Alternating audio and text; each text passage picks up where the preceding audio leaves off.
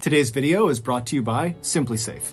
In 2016, four friends rented a small rustic cabin near a forest in a little village in Russia. Their plan was to spend the night in this cabin, and then early the next morning, they would get up and they would hike this trail that would bring them to the summit of a nearby mountain. So on March 27th, the friends got in their car, they made their way to this little village, they found their cabin, they went inside, they hung out for a bit, and then by 2 a.m., they had gone to sleep. Little did they know, outside of their cabin in the forest, lurking in the darkness, something was watching their cabin's front door, waiting for one of them to come outside. But before we get into today's story, if you're a fan of the strange, dark, and mysterious delivered in story format, then you come to the right place because that's all we do, and we upload once a week. So, if that's of interest to you, the next time the like button hands you their phone and tells you to please take this once-in-a-lifetime photo of them, agree to do it, but leave your finger over their lens. Also, please subscribe to our channel and turn on all notifications so you don't miss any of our weekly uploads. Okay, let's get into today's story.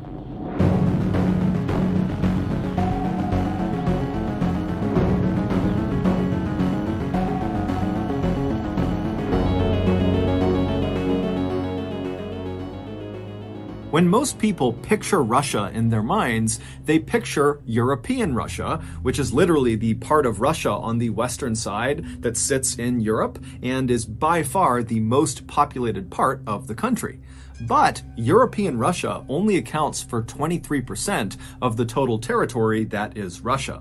The other 77% is to the east of European Russia. It starts at the Ural mountain range and it extends all the way over 5 million square miles to the Pacific Ocean. And this vast, mostly forested expanse, which is 50 times bigger than the entire United Kingdom, is called Siberia.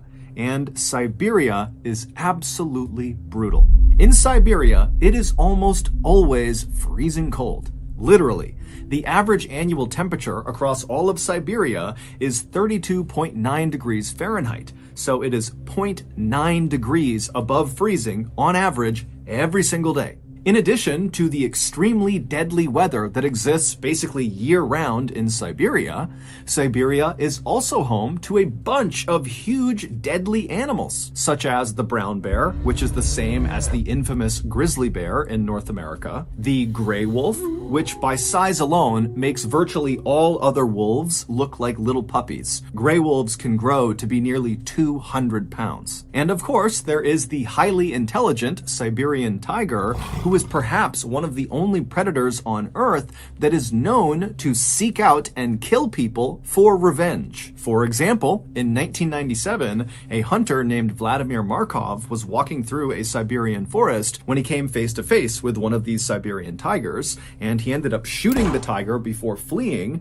except the tiger didn't die. Instead, it got up and secretly followed Vladimir all the way back to his cabin, and then this tiger camped out outside of the cabin until Vladimir came out again, and the tiger pounced, killed him, and ate him. And so unsurprisingly, Siberia has an absolutely minuscule population relative to its massive size. However, there are some adventurous people out there who are drawn to Siberia for the same reasons that most other people avoid it. These adventurous people see Siberia as one of the last truly wild places on our planet, and they want to experience it for themselves. And one of these highly adventurous people was a young man named Colin Madsen. Colin, who came from a very successful American family, was a big outdoors enthusiast who at some point in his youth began researching Siberia because he fell in love with its rugged natural beauty. He quickly began researching not only Siberia, but Siberian culture and Russian culture,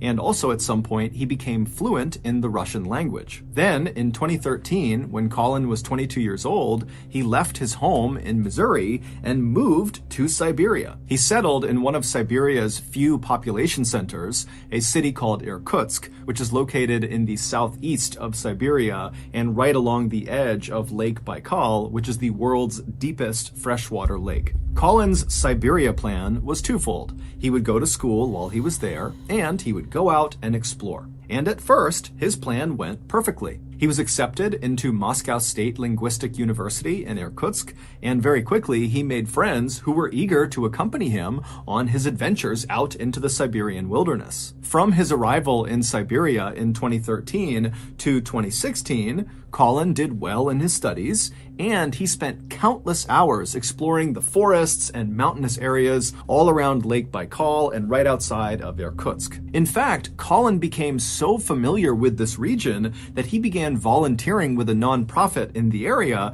that went around marking new trails, which meant Ballen was literally venturing into the wilds of Siberia and just marking the trail as he went. So when Ballen's family heard about what happened to him in 2016, they could not believe it.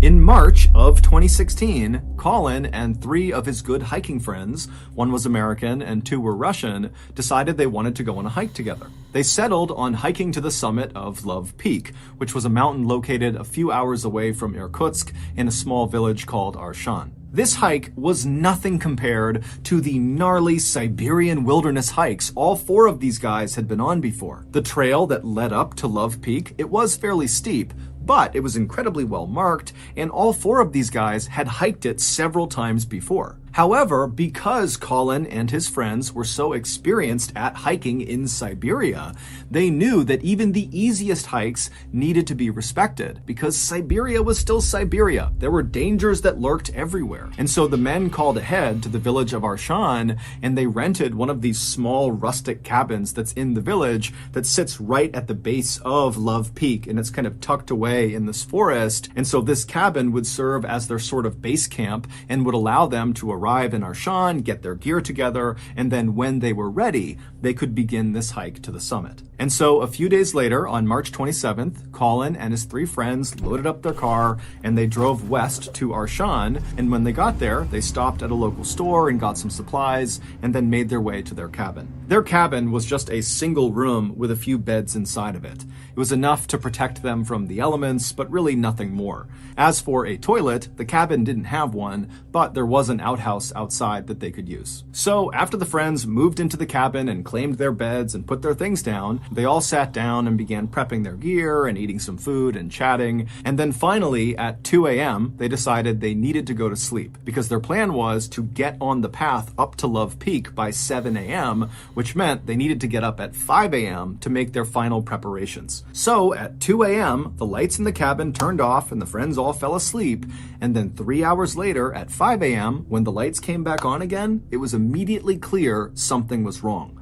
Ballen was not in his bed. His friends assumed, when they looked over at his bed and saw his personal belongings were all still there, that Ballen must have gotten up and headed outside, maybe to use the outhouse or go for a quick walk, and they just hadn't heard him leaving. And so the 3 friends initially just kind of shrugged off Ballen's absence and said, he'll be back any minute, most likely, and if for some reason he's not back soon, he'll certainly be back by 7 a.m., because that was the agreed upon time they would leave for this hike. But as the minutes ticked closer and closer to 7 a.m., and Ballen still had not shown up or tried to call them or do anything, the friends started to worry. It just didn't make any sense that Ballen would just get up and leave without telling them where he was going. Finally, at 7 a.m., when Ballen still had not shown up, and the friends' cursory search of the outside area near the cabin had yielded no results, they decided they had to tell someone. And so they wrote a note addressed to Ballen,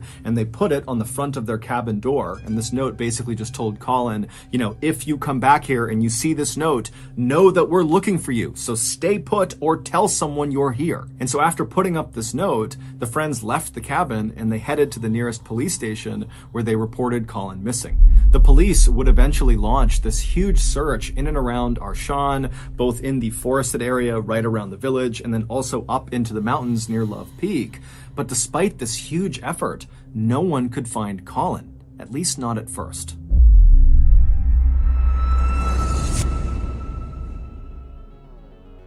A couple of months ago, I was laying in bed when I heard this strange tapping sound coming from my downstairs. Now, as I'm laying there, I'm trying to run through the different scenarios of what this sound could be when this tapping sound gets louder and louder, and then all of a sudden, I hear the sound of glass breaking in my first floor. And so I immediately leap out of bed, I run down the hall, I go downstairs, and I'm looking across my living room, and there, coming through my now broken window, was everyone's worst nightmare. I can't even say it. Everyone's worst nightmare. A great... I literally can't even say it. It's so stupid. Was everyone's worst nightmare. A great white shark wearing a special breathing apparatus who was carrying a crowbar looking to rob my home. Carrying a crowbar coming into my home to try to rob me. Now, luckily, I had prepared for this moment, and I had a Civil War era cannon installed in my first floor aimed at that window just in case this happened. And so within seconds, I was firing that cannon off, and Mr. Land Shark was land dead. Now, of course, most of you are thinking, come on, John, that's crazy, but that'll never happen to me. And you'd be wrong. Because studies have shown 100% of all people in the world will at some point come face to face with a predatory land shark who is attempting to rob your home. And so if that hasn't happened to you yet, it's time to prepare. And that means two things. One, installing Civil War era cannons on your first floor aimed at the various windows. And two, signing up for SimpliSafe. SimpliSafe is an incredibly effective and easy to use home security system. Once it's installed, SimpliSafe agents will monitor your home 24/7, and they will immediately dispatch police, firefighters, or EMTs in an emergency, like when the inevitable land shark attempted burglary on your home occurs. SimpliSafe is also super cheap. It's less than $1 a day. Also with SimpliSafe, there are no long-term contracts. So, like they always say, there are 3 certainties in life: death, taxes, and an attempted burglary on your home by a land shark. You can't do anything about the first 2, but you can definitely stop the third one from happening if you sign up for SimpliSafe and install Civil War era cannons in your home. Save up to 40% on your SimpliSafe security system during SimpliSafe's biggest sale of the year. Visit simplisafe.com/MrBallen to customize yours. There's no safe like SimpliSafe. Okay, back to the story.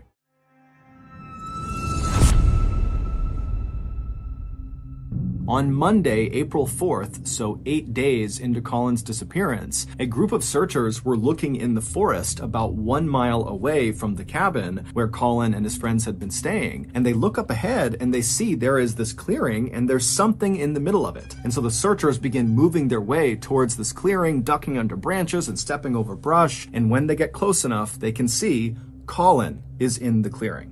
And Colin is deceased. He was laying flat on his back with his left arm extended out to the side and his right arm extended but closer to his body, and both of his hands were clenched in tight fists. And on his hands and his wrists were visible abrasions and cuts, which later would be determined to have most likely been caused from someone or something holding on to him, trying to restrain Colin. Colin also had visible abrasions and cuts on the front of his neck. Colin's clothing, which consisted of a long-sleeve thermal shirt, heavy pants, and hiking boots, were ripped and torn in several places. And interestingly, Colin was not wearing socks under his boots. Now that seems inconsequential, but Colin had had surgery on both of his ankles and had scar tissue on his ankles that if he didn't have socks on, those scars would rub against the inside of his boot, and he said it was very painful. So he always wore socks. Also, Colin's body showed virtually no signs of decomposition,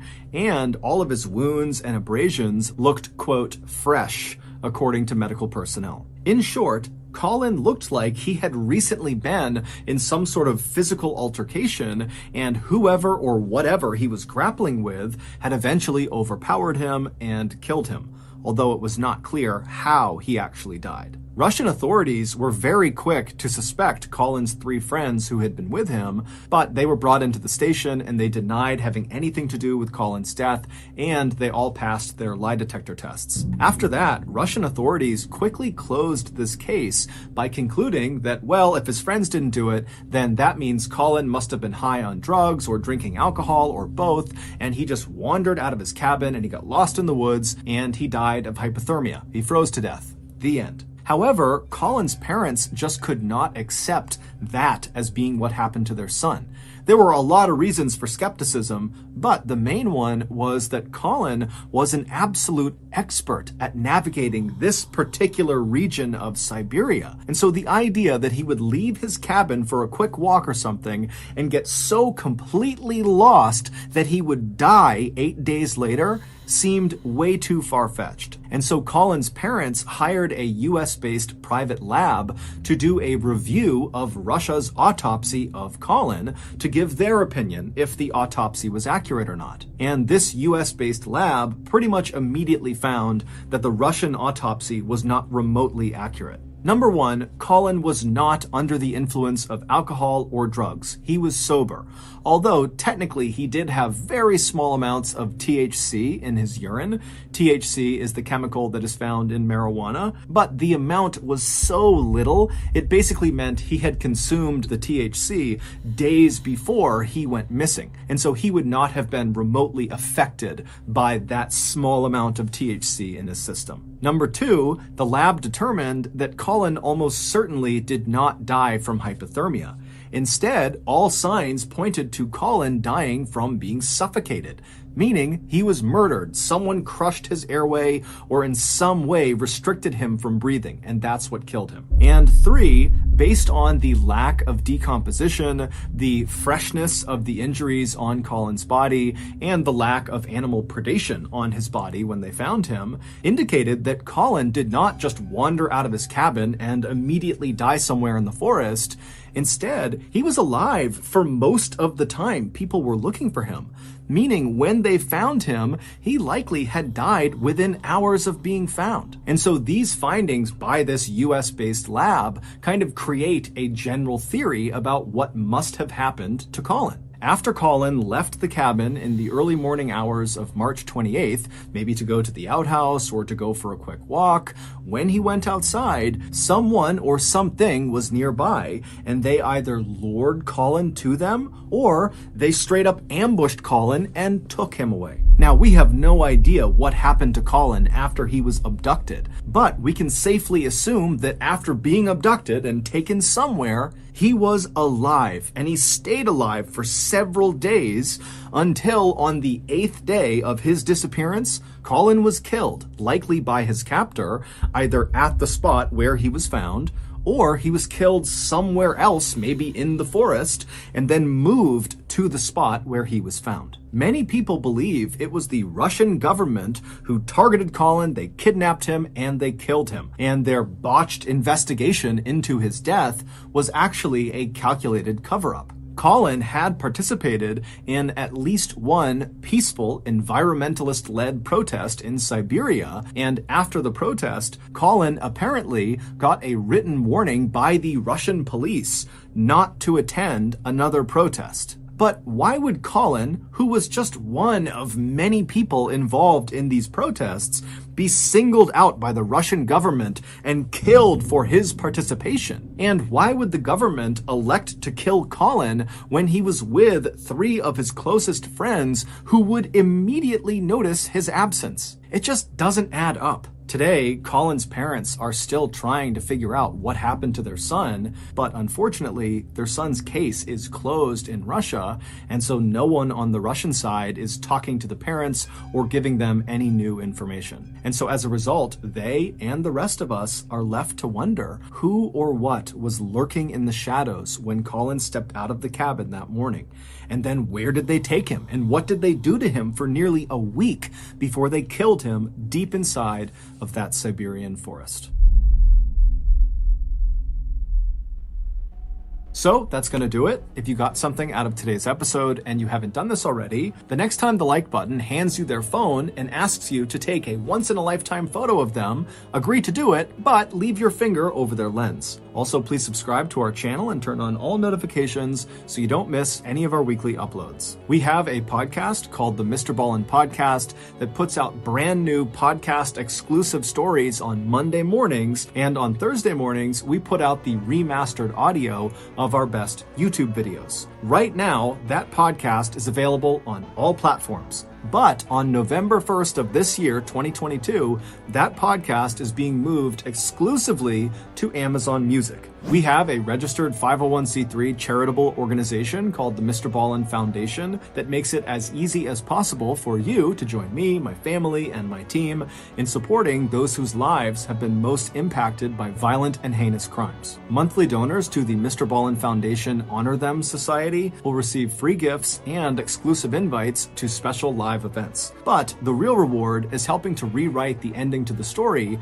for victims of violent crime. Go to MrBallen.Foundation and click on Get Involved to join the Honor Them Society today. We have 2 additional YouTube channels. One is called MrBallen Shorts. The other is called MrBallen en Español. We also post near daily content on TikTok, Facebook, and Snapchat. All of those pages are just called MrBallen. If you want to get in touch with me, please follow me on any major social media platform and then send me a direct message. My username on all of them is @MrBallen, and I really do read the majority of my DMs. We also have some really cool merchandise, so head on over to shopmrballen.com. And if you have a story suggestion, please submit it on our subreddit, just called MrBallen. It's linked in the description below. So whether I see you on Twitter, Instagram, TikTok, Reddit, YouTube, Facebook, other YouTube channels, the podcast, wherever, just know that I really appreciate your support. And until next time, that's going to do it.